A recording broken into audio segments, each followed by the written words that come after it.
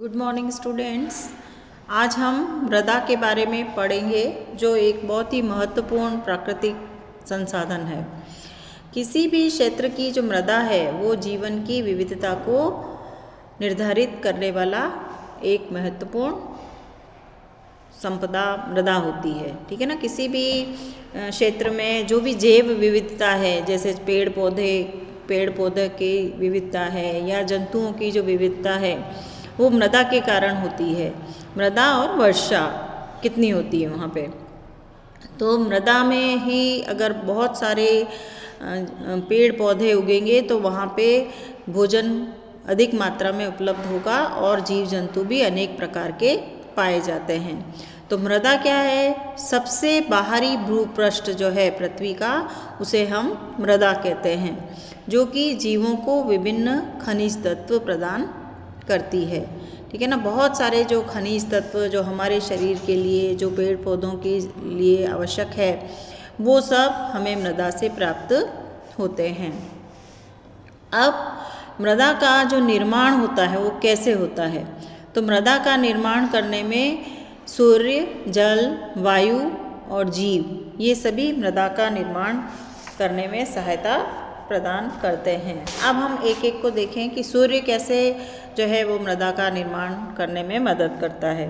सूर्य क्या है कि सूर्य में दिन के समय जो भी चट्टानें होती है वो गर्म हो जाती है और गर्म होने से वो प्रसारित होती है, और रात के समय जब पत्थर ठंडे हो जाते हैं तो वो संकुचित हो जाती है, और फिर प्रत्येक जो चट्टानों का प्रत्येक भाग है वो असमान रूप से प्रसारित और संकुचित होता है। इससे जो क्या होता है, पत्थर में दरारें आ जाती है और वो टूट टूट कर छोटे छोटे टुकड़ों में विभाजित हो जाते हैं, और उसके बाद में उन्हें वायु और जल जो है वो और छोटे छोटे टुकड़ों में तोड़ने का प्रयास करता है और वो उसे मृदा में बदलता है। फिर उसके बाद में आता है जल। जल क्या होता है कि दो प्रकार से मृदा के निर्माण में सहायता प्रदान करता है कि जब सूर्य का ताप से बने पत्थरों की जो दरारें हैं उसमें जल भर जाता है तो रात्रि के समय ये क्या होता है कि जम जाता है, और फिर रात्रि के समय जब ये जम जाता है तो जो दरारें हैं वो और अधिक चौड़ी हो जाती है, और फिर अधिक चौड़ी हो जाने से वो और ढीली हो जाती है और टूट जाती हैं।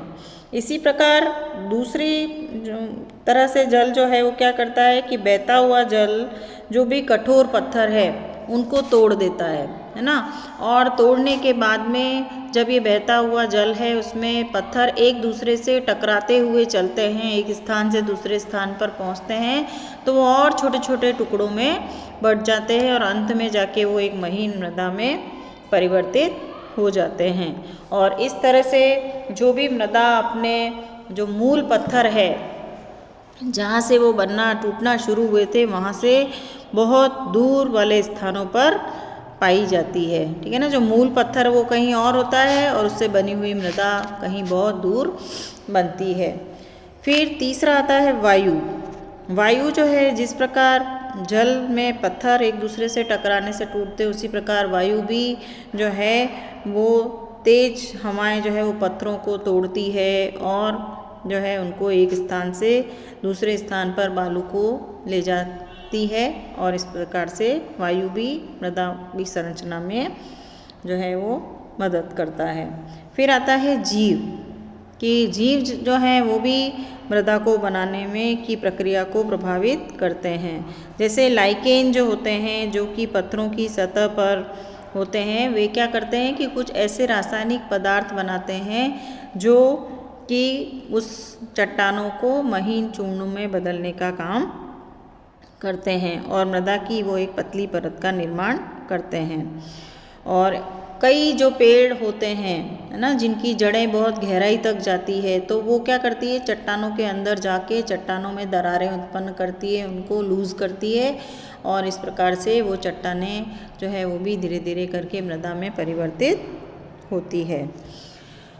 फिर इसके बाद में जो है मृदा प्रदूषण, कि मृदा का जो प्रदूषण होता है वो किसके कारण होता है कि जो भी आधुनिक खेती हो रही है उसमें हम पीड़कनाशी, कीटनाशी और ये शाकनाशी, उर्वरक आदि का उपयोग करते हैं ताकि हम मृदा के हम जो है अपनी उत्पादन को बढ़ा सकें, जो भी अपनी खेती कर रहे हैं उसके उत्पादन को बढ़ा सकें, और जो कीट वगैरह जो जिनसे कि फसल खराब होती है उनसे उनको बचा सकें, तो वो भी जो है अपने उत्पादन को बढ़ाने में ही मदद करते हैं।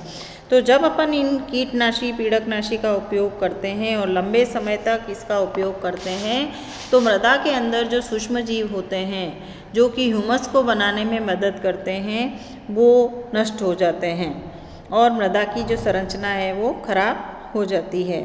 और मृदा का जो पुनर्चक्रण है पोषक तत्वों का वो ये सूक्ष्म जीव ही करते हैं, और जब यही समाप्त हो जाएंगे तो वापस उसका पुनः चक्रण नहीं होगा, मतलब कि जो भी पेड़ पौधे, सड़े गड़े जीव जंतु हैं उनको वापस अपघटन करके उसको ह्यूमस में बदलने का काम ये सूक्ष्म जीव ही करते हैं, और यही मृत हो जाएंगे तो पोषण नहीं मिलेगा। फिर ह्यूमस बनाने में सहायक भूमि में स्थित जो केंचुए हैं, है ना, जो केंचुए होते हैं वो ये किसान के मित्र कहलाते हैं, क्योंकि ये मृदा की उर्वरकता को बढ़ाते हैं, मृदा को पोली करते हैं। तो ये जो है ये भी मर जाते हैं, और इससे भी क्या होता है कि पोषक तत्वों की मृदा में कमी हो जाती है, और धीरे धीरे करके क्या है कि उपजाऊ मिट्टी जो है वो बंजर में परिवर्तित हो जाती है। तो इसलिए हमें क्या करना है कि जैविक विविधता को नष्ट करने से बचाना है। तो ये जो सारी चीज़ें होती है जी, सारा जो रासायनिक पदार्थों का उपयोग हम जो करते हैं कृषि में, वो उसी को हम मृदा प्रदूषण कहते हैं कि मृदा की जो ओरिजिनल जो वो है संरचना उसको हम नष्ट कर देते हैं। अब ये है कि यद्यपि मृदा जो है वो कुछ मृदा को एक स्थान पर निर्मित करने वाले कुछ कारक इसको किसी दूसरे स्थान पर स्थानांतरित करने के लिए उत्तरदायी होते हैं, जैसे कि जल है और वायु है। तो जब कभी भी मृदा एक स्थान से दूसरे स्थान पर चली जाती है तो उसको हम क्या कहते हैं, मृदा अपरदन कहते हैं। तो मृदा अपरदन करने वाले जो कारक हैं वो कौन है, वायु और जल। ये मृदा को अपरदन को करने में जो है वो उत्तरदायी होते हैं। फिर मृदा, अब अपन देखें कि अगर एक ऐसी स्थान है, अगर एक ट्रे लें, अपन एक प्रयोग करें और उसमें अपन घास लगा दें, और एक जो है ट्रे में केवल मिट्टी भर दें और उस पर पानी बहाएं ऊपर से, तो मृदा का अपरदन किस में ज़्यादा होगा, जहाँ पे खाली मिट्टी है ना। तो जो पेड़ पौधे हैं वो भी मृदा अपरदन करने से रोकते हैं। तो इस प्रकार से मृदा को अपरदन को रोकने के लिए हमें क्या क्या करना चाहिए कि मृदा के ऊपर हमें पेड़ पौधे लगाने चाहिए ताकि ऊपरी मृदा का जो अपरदन है वो नहीं हो। फिर पहाड़ों और पर्वतों वाले भागों में मृदा का अपरदन त्वरित गति से होता है, क्योंकि अगर जब जल बह के जाता है तो वो सारी उपजाऊ मृदा को ले जाता है नीचे की ओर, ठीक है ना, मैदानों में ले जाके छोड़ देता है। तो जो पहाड़ों की और पर्वतों की मृदा है वो भी क्या हो जाती है, उनमें भी पोषक तत्वों की कमी हो जाती है। तो इसलिए हम क्या कर सकते हैं कि पहाड़ी और पर्वत वाले भागों पे हम स्टेप फार्मिंग कर सकते हैं, सीढ़ी नुमा खेती जो है वो कर सकते हैं ताकि मृदा का अपरदन कम हो। सीढ़ी बनाने से क्या होता है कि जो पानी बह के आ रहा है ऊपर से उसकी स्पीड कम हो जाती है, और पानी जो एकदम जो स्लांट जगह है ना उसमें जो है मृदा का अपरदन अधिक तेज़ी से होता है। और अगर सीढ़ी बनाएंगे तो क्या होगा, धीरे धीरे रुकता रुकता पानी जाएगा तो मृदा का अपरदन वहाँ पे कम होता है।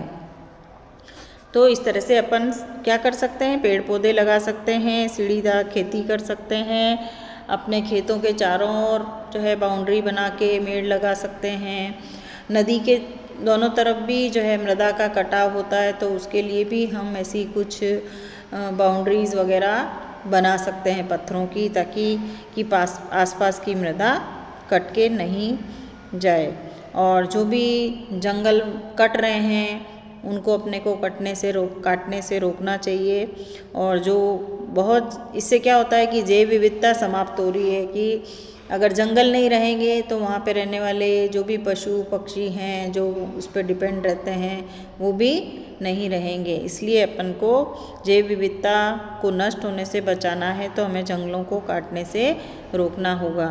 और अगर बहुत ही ज़रूरी है हमें कि कई बार अपन जो है अपने डेवलपमेंट के लिए, विकास के लिए, जैसे रोड बना रहे हैं, एरोड्रम बना रहे हैं या रेल की पटरी बनाते हैं, तो बीच में जो भी पेड़ आते हैं उनको काटना पड़ता है, लेकिन उसकी जगह हमें बहुत सारे दूसरे पेड़ लगाने चाहिए ताकि जो है ये जैव विविधता नष्ट न हो। तो इस प्रकार से अपने को मृदा प्रदूषण, मृदा अपरदन को रोकना चाहिए। और मृदा प्रदूषण को कैसे रोकेंगे कि हमें जैविक खाद का उपयोग करना चाहिए, जहाँ तक संभव हो वहाँ तक कीटनाशी और पीड़कनाशी ये ज़्यादा छिड़काव नहीं करना चाहिए।